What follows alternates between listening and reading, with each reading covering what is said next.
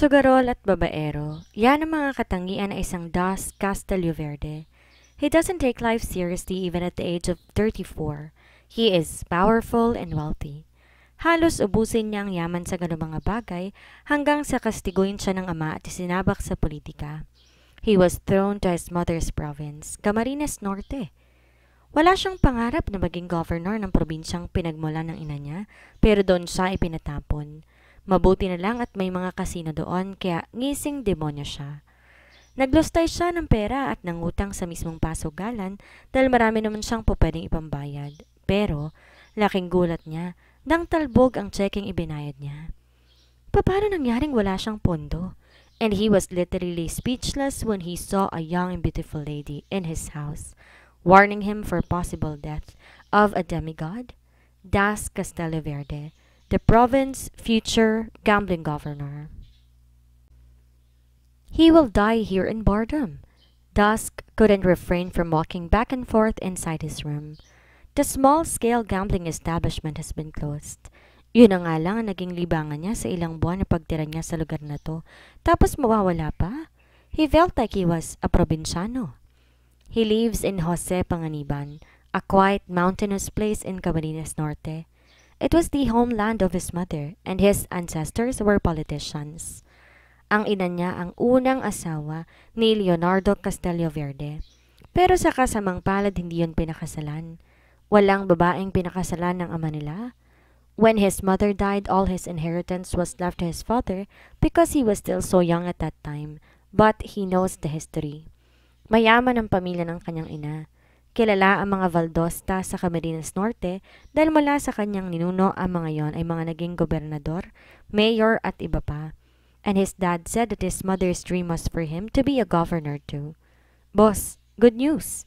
Nagmamadaling sabi ni Hermit nang pumasok sa kanyang kwarto nang walang katok. He immediately looked at his most trusted bodyguard. Inutusan niya itong maghanap ng ibang pasugalan kahit sang lupalo pa man ng probinsya. If there is a casino under the sea, better. Magpapakadugong na lang siya para lang makapagsugal. Ang pogi naman niyang dugong. What is it? Make sure it's good news, ha? Naiinip na sagot ng binata. He sat on his throne, tapping his fingers on the armrest. He is becoming impatient. If Leonardo isn't only more powerful, there'll be no problem. Hindi siya magpapakabulok sa lugar na to, kaya lang hindi. His father is a very wise man, not to mention formidable. Pinasara ang maliit na pasugalan dahil may bagong bukas. Imporma nito sa kanya kaya't kulang lamang magkorteng puso ang mga mata niya. Really? Where? Let's go! Excited na anyaya niya sa lalaki. Bibinyagan niyo na ba, boss? Nakangising tanong ni Hermit sa kanya. Kukumpilan ko pa. Aniya at saka siya napahalakak. Daig pa niya ang isang patay na muling nabuhay sa ganda ng balitang kanyang narinig. He walked to his closet and grabbed any jacket he could grab, including his briefcase. Kasino talaga to, boss. Kakabukas lang daw kahapon. Imporma pa ni Hermit sa kanya. Pero kahit kailan pa nagbukas ang pasugaran na to, wala siyang pakialam. Ang mahalaga, makakapagsugal na ulit siya. He doesn't want small-scale gambling. Mahinang panalo sa ganon. Mas tipo ni Dusk ang katulad nitong casino talaga. This province is quite improving, right? They now have a casino here and I like it. Kapag ako naging gobernador dito, ako magmamayari ng mga pasugalan. It's quite a dream come true, huh? What do you think, Hermit? Nakabongis-ngis niyang tanong. Kung saan kayo, boss, doon kami. Sagot naman kagad nito. Agad niya tong tinapik sa balikat. Yan naman ang gusto ko sa iyo, masyado kang supportive. Halika na, bring this. Pinasa niya rito ang briefcase na naglalaman ng bilyong halaga ng pera. Mabuti na lang at nasa kanyang loyalty ng kanyang mga tauhan. Wala siyang problemang makakarating sa tatay niya ang mga ginagawa niya. Casino is life. Sa labas parang nasasakyan at tanaw na kagad ni Dusk ang lugar na pinupunti niyang puntahan. He had this grin when his eyes was greeted by a giant sparkling name, Casino Royale. That name was quite amazing. It sounds like it's made for rich people like him. He liked it. Pakiramdam niya swerte siya rito. Dito malamang siya makakabawi sa mga nalustay niya sa Maynila noon. If he wins his candidacy, he will give a permit to all the businessmen who will put up large-scale gambling establishments in the whole province for a fair price and profit share, of course. 30% of Monty's share will never be a bad income for him. Hindi pa man lang kumakati na kaagad ang kanyang mga palad. When he hopped out of his car, the guards were looking at him. In front of him was the Hummer H2 of his man. Sa sasakyan pa lang makikita na kung anong klase ng tao siya. Even just the service vehicle of his man alone could buy the entire province. Di naman sa pagmamayabang.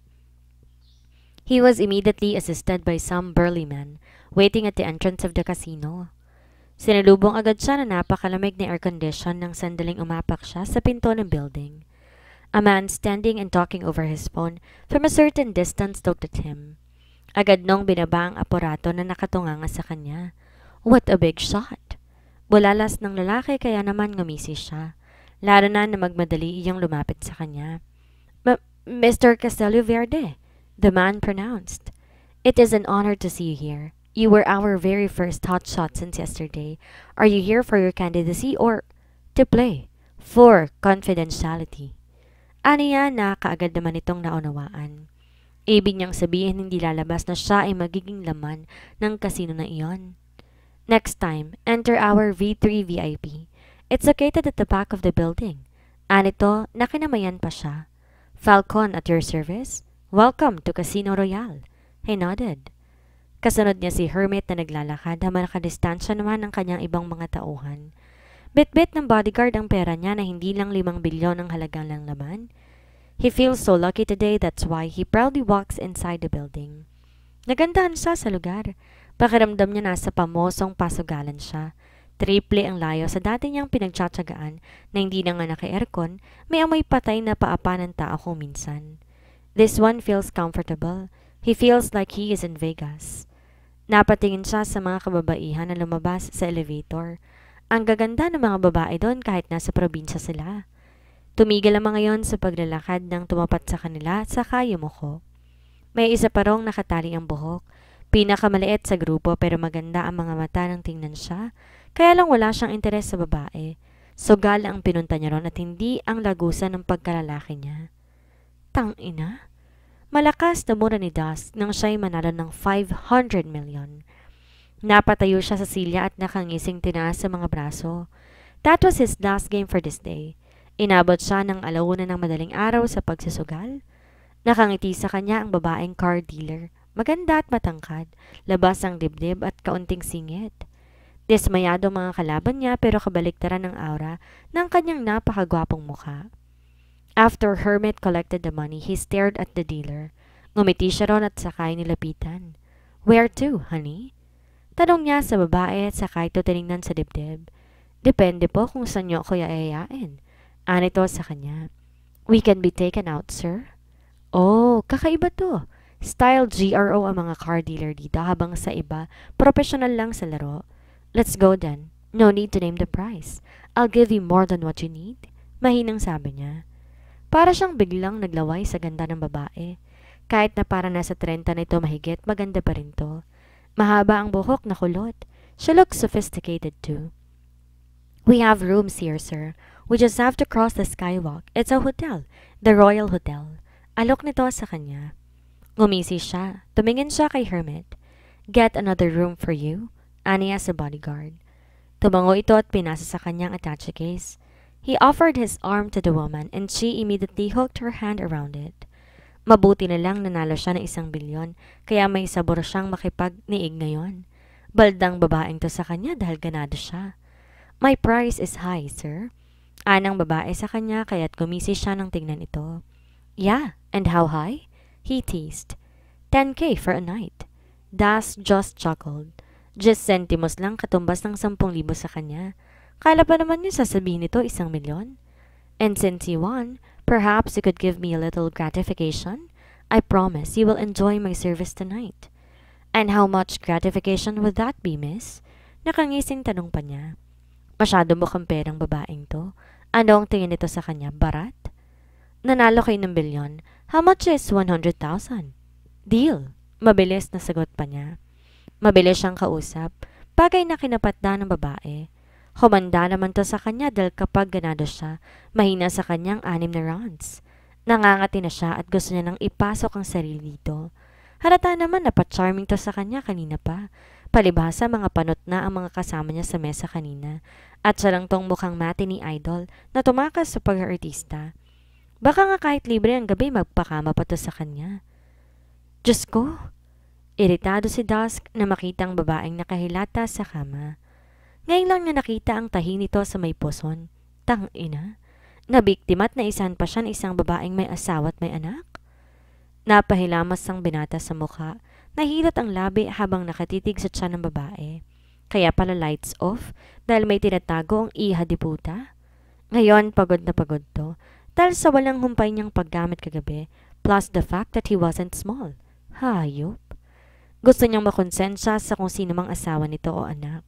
Nagkasala pa siya sa poong may kapal dahil sa panloloko nito sa kanya. Hindi niya ginustong maging kabit ng kalahating magdamag. Naiiling na kinuha niya na ang briefcase at tulad na napag-usapan nila, 100,000 pisong pabonus niya rito tapos 10,000. Kung di lang siya marunong tumupad sa usapan, babawasan niyang bayad sa hiwa nito sa tiyan. Nilapag niya sa kama ang pera, tapos basta siyang nagsuot ng salawal. He grabbed his long sleeves and put it over his shoulder. Bit-bit niyang sapatos. Sa bahay na lang siya mag-aasikaso dahil baka magising pa ang babaeng nasasaryan kung ano pang masabi niyang di maganda. He harshly opened the door but abruptly stopped when a lady came out of the room opposite his. Parehas silang natigilan, nagkatitigan. At base sa kwartong pinanggalingan nito, mukhang niyaya din to ng customer ng casino. He wonders, wala kaya tong tahi sa tiyan katulad ng kinama niya? Addison blinked after walking away. That's him. Yes, she will never ever forget that face. Mula pa sa Maynila nakikita niya na ang lalaking yon. She was a fan of Richard Gomez during his younger days. Mula sa kanyang maliit na telebisyon sa bahay, pinanonood niya ang mga luma ng pelikula. At nang makakita siya ng tulad noon na tall, dark and handsome sa isang pasugalan, daig pa niyang naengkanto. Ano ang ginagawa niya dito sa probinsya? Tanong ni Addison sa hangin nang punta niyang elevator. He just came out from room 601, the room she was assigned to clean a bit later. Kakatapos niya lang malinis ng kwarto nang inoko pa rin ang kanyang kasamahan sa kasino, kasama na isang matandang nagsugal doon. Ganon talaga ang kalakaran sa pinasok niyang trabaho. They have the right to decide whether they would let some customers to bed them. Kakaiba yon sa kasino na dati niyang pinasok sa Maynila. Pero dahil sa taas ng konsumo niya doon, dahil sa board and lodging, mas inisip niyang umuwi na lang dito at dito maghanap ng trabaho. Before she came home, she tried applying to become a personal assistant. Kaya lang ang irresponsableng boss, hindi siya sinipot. Sayang, direct hiring sana siya ng isang matandang mayaman. Nasumpungan niya lang yon sa kasino natividad at pagkatapos na makailang ulit siyang tingnan, inalok siya ng isang trabaho. Di nga niya alam ko nung nakita na matandang yun sa kanya at natipuhan siya na maging yaya. Ang sahod daw niya 35,000. Pero nasana, naging bato pa. Pangalawang option lang niya ang pagiging card dealer dito sa Labo dahil noong panahon ay wala pang permit ang Casino Royal para mag-operate. Pero dahil wala na nga siyang option, umuwi siya at pinaunlakan na sinasabing interview. She was qualified. She was hired.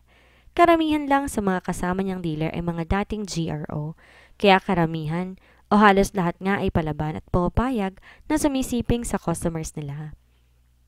Siya naman, chambermaid sa umaga, sa hapon naman card dealer siya. Nasa loob na si Addison ng elevator nang bigla siyang matilihan. Parang namumukha niyang lalaki na yon, bukod pa sa crush niya na yon sa Maynila. Hindi ba't iyon ang sinasabing lalaban kay Governor Zuniga? Tama, yon na nakita niya sa balita. Kahit hindi pa opisyal na inaamin, ang makakalaban nun ay ang pinsan ni Zuniga na si Rihanna Lustre. Mukhang magiging mainit ang laban dahil babae at lalaki nag-aagawan sa posisyon. At kung tamang chismis, nasa dugo din ng lalaking yon ang pagiging politiko. Apo raw yon ng dating Governor Valdosta na isang magaling na gobernador noong kapanahunan. Kaya pala napadpad sa Camarines Norte ang gwapong lalaki mula sa Maynila dahil sa pangarap na kunin ulit ang trono mula sa bagong namamayagpag na pamilya sa Camarines Norte ngayon. Napailing na lamang siya. Ano kayang magandang kinabukasan ang naghihintay sa kanila? Lalo pa nga't sugarol ang lalaki nagbabalak na maging gobernador. Ang isa overstaying na at dinadaya ng lahat. Halos ayaw na ngang bumaba sa pwesto. Ang isa naman, laman ng kasino. Di naman alam ng mga tao ang bisyong ito ng lalaki. Agad siyang napapitlag nang biglaang papasara na ang pinto ng lift ay may kamay na nagpakita at pinigil ang pinto. She blinked. Addison was seeing a burly man. One was carrying a briefcase, and in the middle was the handsome man she just saw from room 601. Kitang-kita niya ngayon ang katawan nito sa malapitan na pinamumukulan ng muscles. Miss, sa ibang elevator ka na lang.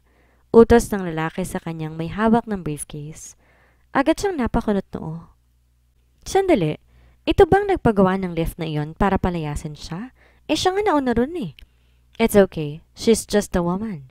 Tabad na sagot ng gwapong lalaki sabay kamot sa buhok.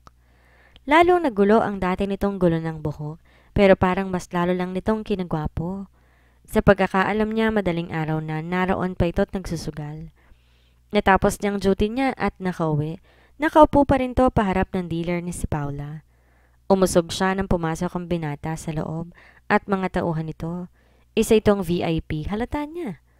Nakayuko lamang siya habang lulan siya ng elevator. Amoy na amoy niya ang pabango ng lalaki. He smells very expensive. At kahit mukha tong walang ligo, hindi to tipikal na amoy higaan. Kung si Paula ang kasama nito sa room 601, nangangahulugang sumiping to sa babaeng may asawa na at anak. May ka-live-in na kasi si Paula at may isang anak na 5 taon. Mabenta yon sa manunugal kahit nung lihim pa lang operasyon ng pasugalan. Halos hindi yun nababakante sa isang linggo. Iyon ang naghahanap buhay para sa batugan na ka-live-in. Ang sabi, magaling si Paula sa kama kaya gusto ng mga parokyano. Kahit daw may hiwa na sa tiyan, hindi nabibitin ang lalaki sa kama. Malaki ang kitaan kapag nagpapalabas ang babae. Pero siya na mag-isa naman sa buhay at tumutulong-tulong lang sa pinsan niya nag-aaral, sapat na sa kanyang 15,000 na sahod buwan-buwan. Minsan maswerte siya na naaabutan ng tip ng mga nanalo sa sugal, pero kahit kailan hindi siya nagpalabas sa lalaki. Malinis na trabaho lang ginagawa niya at walang halong bentahan ng puri at laman. Lumabas siya sa lift ng tahimik. Hindi niya balak lumingon pero kusang pumihit ang ulo niya para tingnan ang lalaki. He was also looking at her. Nagkatitigan sila bago tuluyang sumara ang pinto ng elevator. Napangiti siya sa sarili. Kinilig siya ng sobra. Kung ganito kapogi ang magiging mister niya kahit magsasaka, sasagutin niya. She knows that no rich man will ever like a poor woman like her, no matter how pretty she is. Ang mga mayayaman para lang sa kapwa nila mayayaman. Addison was only 11 when she was left all alone by her parents. Unang namayapa ang kanyang ama and a heat stroke habang nasa kabukiran. 1 taon makalipas yon, pumunta naman sa Maynila ang mama niya para mag-apply na domestic helper sa ibang bansa. Hindi pa siya nagbe-birthday para maging 12 anyos, ay hindi na sila nagkita pa ng mama niya. Nakalipad agad yon papunta sa Kuwait, pero doon nagkaroon ng sakit. Ang nakakalungkot, kahit daw nagkasakit na, pinagtatrabaho pa ng amo, until she heard that her mother already passed away. Hindi niya na yun nakita pa. Humingi sila ng tulong sa pamahalaan makuha man lang ang bangkay, pero wala na raw. Pinalibing na raw ng amo dahil wala namang kumokontak ng pamilya.